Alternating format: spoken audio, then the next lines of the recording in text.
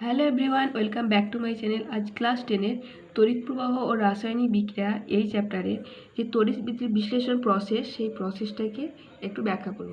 তো দেখে নাও তোমরা।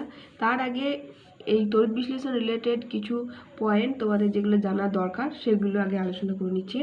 সেগুলো হচ্ছে, তড়িৎ বিশ্লেষণ ভোল্টামিটারে করা হয়। এর আগের ক্লাসে বলে দিয়েছিলাম, তবু আরেকবার বলে দিলাম। তড়িৎ বিশ্লেষণ যে পাত্রে করা হয় সেটাকে ভোল্টামিটার বলে, তাহলে তড়িৎ বিশ্লেষণ ভোল্টামিটারে করা হয়।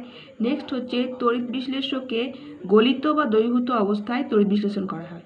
অর্থাৎ তড়িৎ বিশ্লেষণ করতে গেলে তড়িৎ বিশ্লেষ্য পদার্থটাকে গলিত হতে হবে অথবা কোনো দ্রাবকে দ্রবীভূত অবস্থায় থাকতে হবে। কঠিন তড়িৎ বিশ্লেষণে কিন্তু তড়িৎ বিশ্লেষণ করা হয় না। ঠিক আছে, তো এটা একটা পয়েন্ট। নেক্সট কি, তড়িৎ বিশ্লেষণে সম তড়িৎ প্রবাহ ব্যবহার করা হয়। এই যে এখানে ব্যাটারি দিয়ে আমাদের তড়িৎটা পাঠানো হয়, সেটা কিন্তু সবসময় ডিসি হবে, অর্থাৎ সম তড়িৎ প্রবাহ হবে। এসি কারেন্ট ব্যবহার করা যাবে না, তাহলে তড়িৎ প্রবাহ এই তড়িৎ বিশ্লেষণ কিন্তু হবে না। নেক্সট হচ্ছে, গলিত বা দ্রবীভূত অবস্থায় উৎপন্ন ক্যাটায়ন এবং অ্যানায়নের আধান পরস্পর সমান এবং বিপরীত হয়। এটা খুব ইম্পর্টেন্ট, যে গলিত অবস্থায় বা দ্রবীভূত অবস্থায় যে ক্যাটায়ন বা অ্যানায়নগুলো উৎপন্ন হয়, তাদের আধানগুলো মানে মানটা কী হবে, সমান হবে আর বিপরীত হবে। মানে যতটা ধনাত্মক আধান থাকবে, ক্যাটায়ন থাকবে, মানে আধানটার পরিমাণ ততটাই কিন্তু অ্যানায়নের আধানের পরিমাণটা হবে।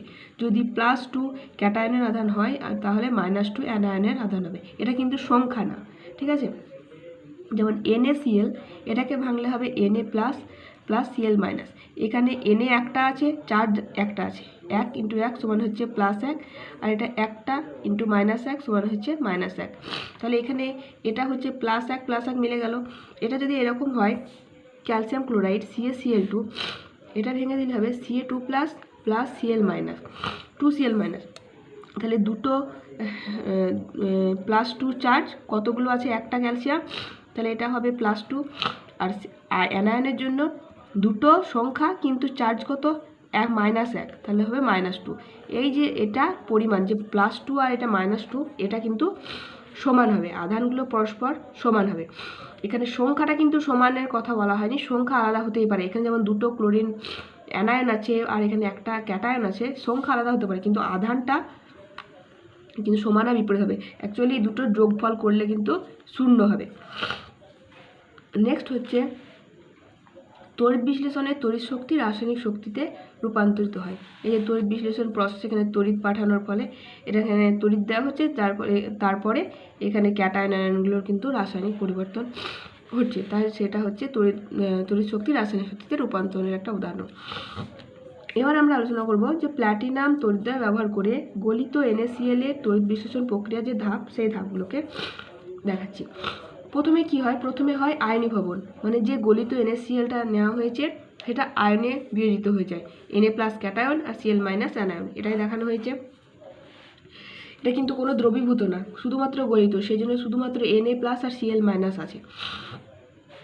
এবার কি হবে, এরপরে হবে ক্যাথোডের একটা বিক্রিয়া হবে আর অ্যানোডের একটা বিক্রিয়া হবে। ক্যাথোডের বিক্রিয়াটা কী হবে, ক্যাথোডে কারা যাবে, ক্যাথোডে যাবে ক্যাটায়নগুলো। এখানে ক্যাটায়নকে Na+, তাহলে Na+ যাবে ক্যাথোডের দিকে। Na যেহেতু প্লাস, এটা হচ্ছে ধনাত্মক আধান বিশিষ্ট আয়ন, তাহলে এ কোন দিকে যাবে, ঋণাত্মক আধান বিশিষ্ট কোনো তড়িৎদ্বয়ের দিকে যাবে, তাহলে নিশ্চয়ই ক্যাথোডটা নেগেটিভ, তাই তো। তো সেই জন্য Na+ ক্যাটায়নগুলি ক্যাথোডের অর্থাৎ নেগেটিভ ইলেকট্রোডের দিকে যায়, আর ক্যাথোডে গিয়ে কি করে, এই যে Na+গুলো সেগুলো ইলেকট্রন গ্রহণ করে নিস্তড়িত সোডিয়াম পরমাণুতে পরিণত হয়। এই যে Na++ ইলেকট্রন এই সোডিয়াম পরমাণুতে পরিণত হচ্ছে, সোডিয়াম পরমাণু রূপে এই যে ক্যাথোড, সেই ক্যাথোডেই জমা হয় কিন্তু, ঠিক আছে, ক্যাটায়নগুলো গিয়ে ক্যাথোডে জমা হয়।